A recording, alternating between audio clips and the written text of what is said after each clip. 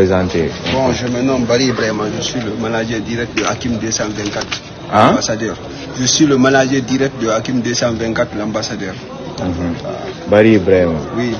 Ok, qu'est-ce que vous savez dans le décès de notre soeur là, Oumou Diallo? Mais déjà avant tout d'abord que son âme repose en paix. C'était une bonne personne.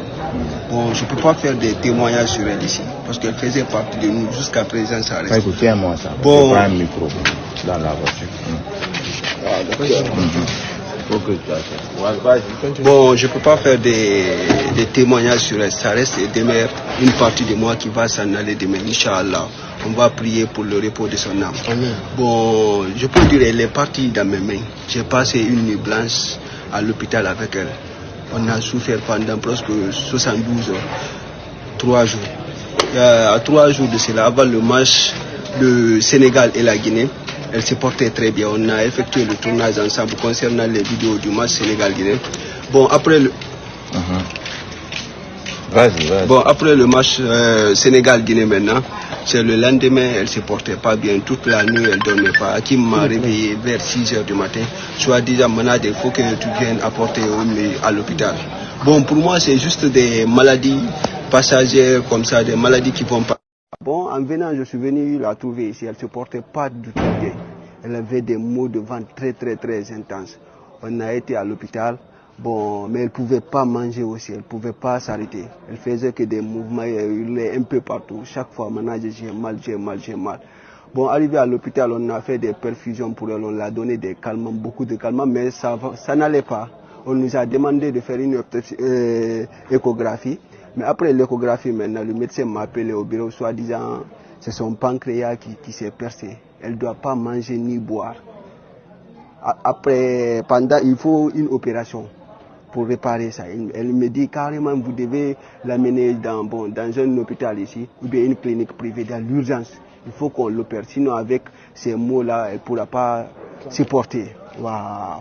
Bon, après, directement, le médecin a appelé ses collègues, beaucoup d'hôpitaux. Il n'y avait pas d'espace, il n'y avait pas d'espace pour elle, quoi. Il y avait Dalal Jam qui est là. On nous a conduits là-bas. Arrivé là-bas, le médecin a vu l'échographie.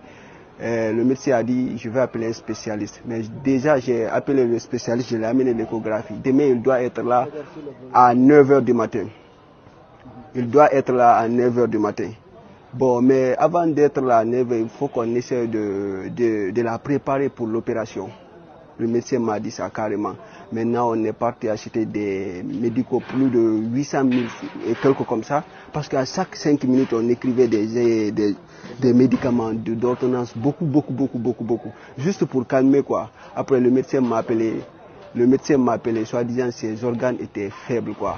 Il faut qu'on prépare ça très bien. Parce que sinon, il faut qu'on la prépare pour l'opération. Ses organes sont faibles.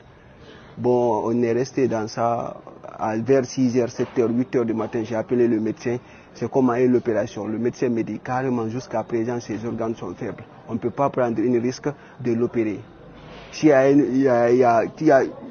d'autres choses qui se présenteront, vous dira seulement c'est faute au médecin, faute à l'hôpital comme ça. On ne peut pas prendre des risques. Bon, on est resté dans ça vers 12 h et quelques. Elle a eu un arrêt cardiaque. Bon, on l'a fait rentrer dans l'urgence, c'était devant moi. Après l'urgence, maintenant, le médecin est sorti. Elle m'a dit, alhamdoulilah, plus de peur que du mal. On l'a réanimé, maintenant elle est en vie. On m'a dit, maintenant, on m'a écrit beaucoup de médicaments, je suis parti acheter. On m'a dit, il faut qu'on essaie de la scanner aussi, voir réellement s'il faut une opération ou bien un traitement pour ça. Bon, c'est après ça, maintenant, on m'a appelé vers 14 h 58 comme ça, quoi, pour m'annoncer le décès. Mais après le décès, maintenant, il y a des rumeurs qui courent partout. J'ai reçu même des appels, soi-disant, comme ça. Bon, après ça, maintenant, le médecin me dit carrément, bon, comme le décès est survenu comme ça, il faut qu'on essaie d'effectuer une autopsie pour montrer au monde entier ce qui s'est passé réellement. Parce que Hakim aussi tenait beaucoup à ça, soi-disant, quel genre de maladie qui a emporté Oumi. Bon, maintenant, on a été à l'hôpital aujourd'hui et à la gendarmerie. Maintenant, l'autopsie est sortie, le résultat est là.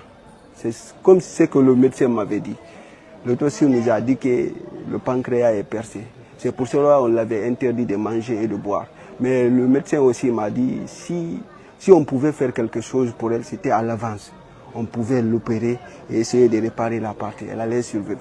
Mais comme Dieu dit dans le Coran aussi, toute âme goûtera à la mort. Bon, on s'est dit c'est le jour-ci qui est arrivé. On prie pour le repos de son âme. Bon, on essaie d'appeler tout le monde aussi, les croyants. Parce qu'il y a d'autres personnes aussi qui ne sont pas croyants. Mais les personnes qui sont carrément croyants, soit musulmans ou chrétiens aussi, tous les fans, toutes les personnes, voilà, de Hakim 224 et d'autres personnes aussi, de prier pour le repos de son âme. Une bonne personne est partie à jamais et elle restera à jamais dans nos cœurs. Que son âme repose en paix. Amen.